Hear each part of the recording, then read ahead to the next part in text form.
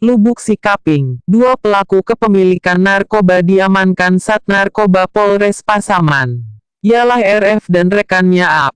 Kedua pelaku ini diamankan saat membawa narkoba jenis ganja sembari berkendara di kawasan Lubuk Sikaping.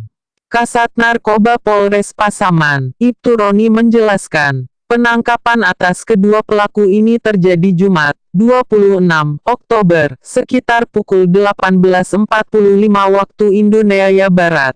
Sebelum penangkapan, pihak kepolisian telah menerima informasi sepak terjang kedua pelaku di dunia narkoba. Setelah melakukan pengintaian, kami langsung bergerak. Kedua pelaku kami hadang di Jalan Sudirman nomor 21 Jorong Tanjung Alai, Nagari Pawah, Kecamatan Lubuk Sikaping, kata Ibtu Roni, Minggu, 28 Oktober. Dari tangan pelaku ditemukan barang bukti berupa 1 paket sedang ganja kering.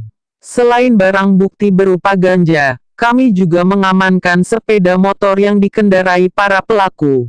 Sebab, barang haram tersebut disimpan di dalam jok sepeda motor mereka. Saat ini kami masih melakukan pengembangan.